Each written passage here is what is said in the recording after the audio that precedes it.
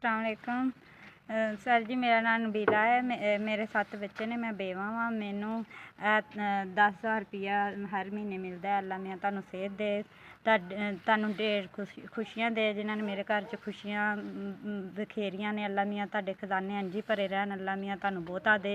अल्लाह मियां मेरे बच्चे भी तुहाडे हक च दुआ करते हैं। अल्लाह मियां तुहानू इन्ना कुछ दे, तुसी होर मेरे वर्गे माड़े बंदियां नू देन।